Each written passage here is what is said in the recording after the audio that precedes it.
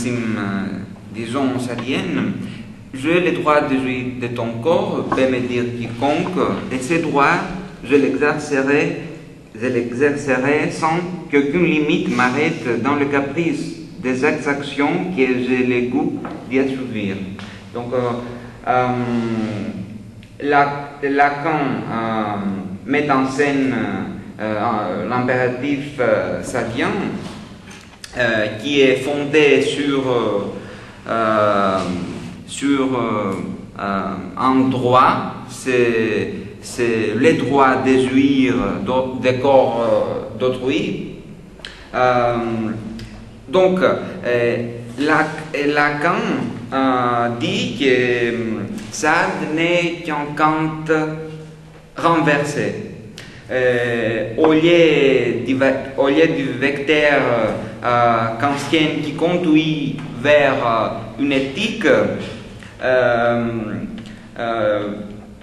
Lacan place Sade et son impératif qui est de l'ordre sexuel.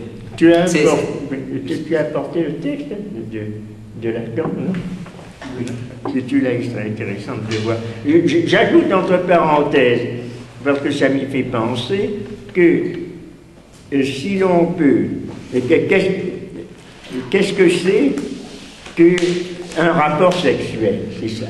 Qui est au fond la problématique, une problématique aussi de Lacan, mais qui est aussi une problématique que l'on pourrait voir posée dans le système de Kant. Que Kant définit un rapport sexuel comme la remise par chaque personne du droit de la disposition, de la libre disposition de ses organes sexuels, mais à condition que ça soit soumis à un contrat. Mais ce contrat est quelque chose de très bizarre et de très difficile à mettre en acte. C'est-à-dire à quel moment peut-on dire que l'on passe, en quelque sorte, que l'on passe à l'acte. Lorsque l'on passe à l'acte, est-ce qu'il y a un rapport?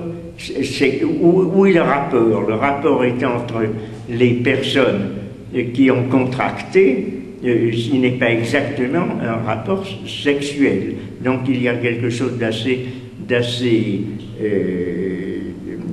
inhibant, on pourrait dire, d'assez négatif et d'assez privatif dans l'établissement de ce rapport que précisément mettent en évidence les critiques qui disent en définitive, si l'on ne peut pas intervenir, les mouvements du corps, les désirs du corps, les imprévisibles du corps et ses différentes formes. À ce moment-là, on ne voit pas très bien comment on pourrait tout à coup décider de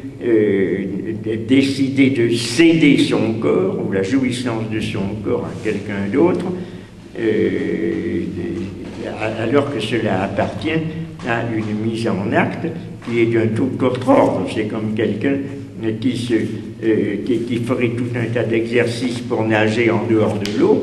Il y a toujours un moment où il faut qu'il s'y jette, de sorte que dans l'acte sexuel, il y a toujours un moment où il faut qu'on l'entreprenne, parce que sinon, par suite d'une décision de deux interlocuteurs qui disent oh, j'y vais, on y va, ça n'arrivera jamais.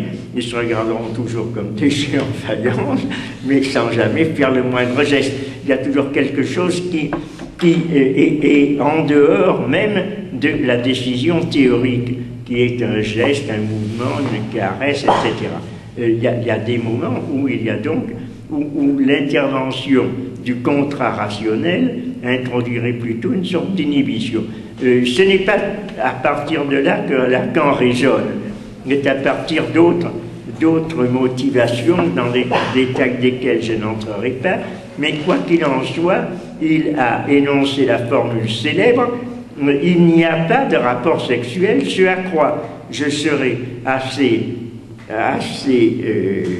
porté à adhérer, c'est-à-dire il n'y a pas de rapport sexuel, ce qui semble paradoxal et tout à fait bizarre, mais qui d'une certaine manière est valable dans le cas où l'on peut considérer que la sexualité n'est pas quelque chose qui peut s'établir dans un rapport de contrat, dans un rapport d'égalité. Je dois dire entre parenthèses que la seule défense que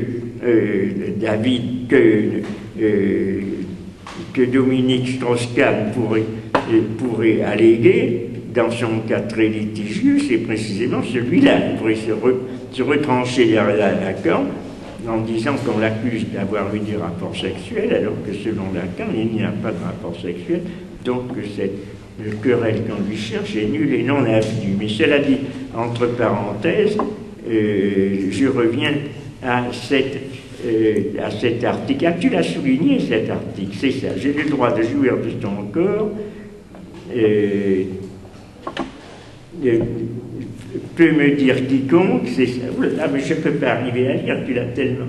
C'est ça. Telle est la règle que l'on prétend soumettre à la volonté de tous, pour peu qu'une société lui donne effet par sa contrainte.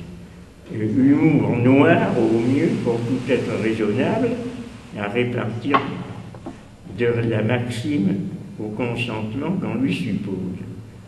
Mais en outre, que s'il est quelque chose à quoi nous irons plus, la déduction de la critique, c'est-à-dire de la critique de Kant, c'est à distinguer le rationnel de la sorte de raisonnable qui n'est qu'un recours confus aux pathologies. Là, il faudrait que je lise exactement l'ensemble. Nous savons maintenant que l'humour est le transfuge dans le comique de la fonction du surnom. Là, je ne vais pas entrer dans le détail. Mais l'intéressant, c'est ça, c'est qu'il y a une possibilité de retourner si l'on peut appeler cela un système de Sade sur le système de Kant, dont il serait, moi j'aurais plutôt tendance à dire qu'il est l'utilisation de ce cadre formel dans lequel Kant énonce l'universalité de la loi, tout en prenant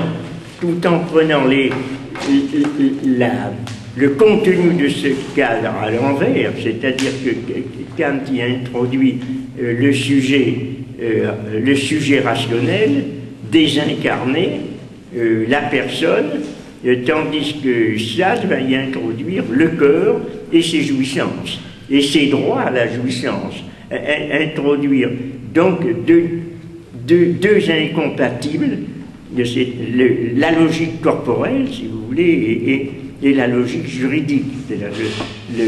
Les deux vont être liés l'un avec l'autre, puisque dire j'ai le droit de jouir de ton corps est quelque chose qui est une sorte à la fois d'évidence et d'autre part d'infraction à toute règle de droit.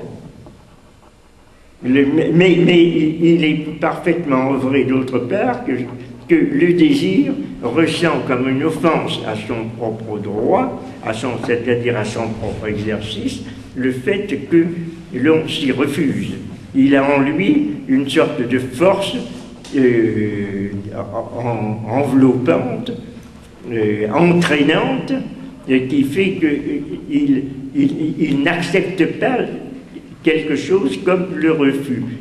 Dans ce cas-là, je crois que à la fois l'article de Lacan est très suggestif et peut-être un peu complexe dans la façon dont il l'expose, et excitant également pour la réflexion, mais que la logique dans laquelle on peut comprendre la pensée de Sade est très différente. Il faudrait faire appel justement à cette logique de la manière, cette logique d'une sorte qui est dionysiaque, qui est une logique qui, elle, ne connaît pas justement cette différenciation que l'on peut faire entre le domaine rationnel et le domaine du désir. Et il y a quelque chose qui fait que le désir apporte avec lui-même sa propre justification, sa propre domination, et contre laquelle il y a une impossibilité de faire valoir d'autres principes qui seraient des principes issus d'une autre source qui serait la source rationnelle. Mais il y a un emportement du désir maintenant, il y a une incompatibilité avec l'ordre rationnel qui serait celui du jugement. C'est ça la seule possibilité de montrer comment on a affaire dans le cadre de cette universalisation de la règle sadienne à quelque chose qui est incompatible avec le principe, avec la logique du principe de l'universalité kantienne. Donc c'est ce qu'on pourrait appeler peut-être dans le langage de Kant une sorte d'illusion. C'est pas une illusion transcendantale, mais c'est une sorte d'une illusion rationnelle, une sorte ce n'est pas exactement, c'est une sorte de paralogisme, c'est quelque chose qui tiendrait du paralogisme de la raison, c'est-à-dire qu'on a l'impression que l'on fait une démonstration, mais cette démonstration n'est pas valable parce que le domaine de l'universalité